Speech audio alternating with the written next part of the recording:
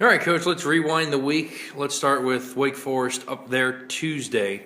We started off well, but then kind of let up there at the end. What are your thoughts on Tuesday night now looking back on it? Good start and not very good in the middle and not very good at the end.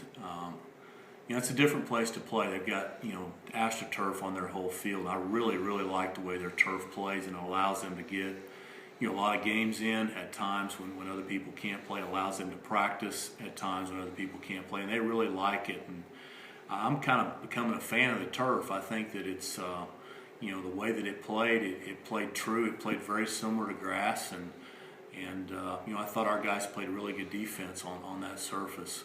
Didn't pitch well enough. Didn't do some things offensively that we need to do, as the game progressed to be successful.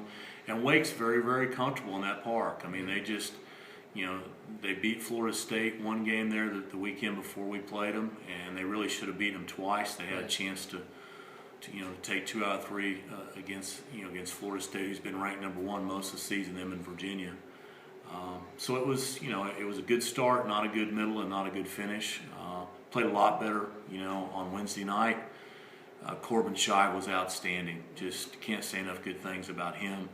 And we made adjustments offensively as the game went on. We had some bad at-bats with men in scoring position early in the game, but we kept grinding and kept hanging in there. And I think we had a season high for hits and for runs scored, if I'm not mistaken. So just a great effort by a fifth-year senior. Corbin really, really competes every time he gets a chance to play. Sometimes he doesn't, play really well, but he always competes. How much of his outing last night was due to the fact that he didn't have to double dip and hit as well? It's a good question, and we haven't maybe talked about some of the guys that haven't played a lot, but a guy like Grant Dunnigan, who's a senior, junior college guy, and he just keeps working and working and working. And he struggled at the plate, and he hadn't really swung the bat as well as he wanted to this year, but he's gotten a lot better defensively. And when Wake threw a right-hander last night, we put Dunnigan in there, and it kept. I think it kept us in a mode where we needed to be defensively because Grant's such a good defensive player.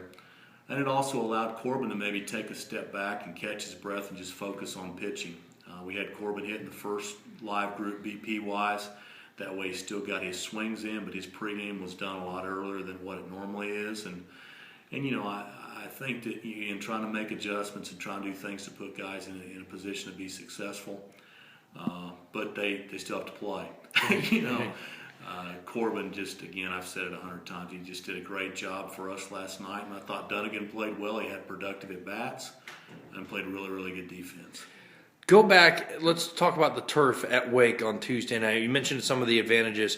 Are there really any disadvantages to playing on a turf baseball field now? The money it has, you have to have up front to put it in. It's a $400,000 project just to put an infield in it. So, it's $1 million to put the whole field in. Wow. But, in talking to Coach Walter, who we have a lot of respect for Tom and what he's done with that program, and it's it's good for us to play them. It's an hour and 15-minute trip up the road. He basically said, really, he thinks anybody north of Atlanta that's in a little bit colder climate should have turf. Especially after this winter. No doubt. The last 2 winters, really. And it's just, having the money up front. And Wake obviously has the resources. With being in a BCS league, they have the resources to be able to front that money. And it's helped them in recruiting, too. It's helped them to get travel teams and travel programs up there. They've had the state games event, up there a couple of times, and it's been a real positive for them. Well, this weekend, back in Conference USA play, we're going west out to San Antonio to play the Roadrunners for the first time with some really warm weather expected. How do the guys stay hydrated and stay in it for a weekend with temperatures right now in the mid-90s? It's a great point, and I just talked to Ethan Eanes, our trainer, who does a great job with our guys. Had a meeting with him this morning about just the same subject that we're talking about here, and just want to make sure the guys hydrate themselves. I tell you what, though, it's going to be a lot better than playing in 40 degrees in rain like we have, or snow or whatever. Just looking forward to it. I mean, UTSA is a very similar program to us, very similar athletic department to us. They added football a few years ago. They hired Larry Coker, who's a tremendous coach. He's coached at Miami for a while with their football program. they've got a good young coaching staff with baseball. They're doing a great job. I know they're going to be very athletic. They've got very good starting pitching. And it's really a team and program that we look forward to playing. We've never played in San Antonio. Right. I know our guys are looking forward to it. It's going to be hot. The wind's probably going to be blowing, whether it be blowing out or in or whatever. The wind's going to be blowing, and if it's hot and the wind's blowing, it's going to feel like a blow dryer blowing in your face, which is again better than the alternative. But just looking forward to playing another tough weekend against a good team. They play a great non-conference schedule. They won the WAC last year. Right. They were in an NCAA tournament in the regional and played very well. So, it's almost like it's another weekend, but it's the same story all over again. Playing a good team, a team that's got a chance to be a regional caliber team this year. We've touched on this before with several of our other first-time opponents. Is it just scouting reports, word of mouth? You mentioned one week kind of going in blind and kind of playing out the weekend. Yeah, and again, we'll prepare the best we can, right. Try to make adjustments the best we can, but we are going in blind. We've never played there before, but again, it's all good. I mean, we enjoy playing good teams on the road. We enjoy the fact that the majority of the programs that we play in our league have a chance to be regional teams either that year or in future years, and that's something that we welcome.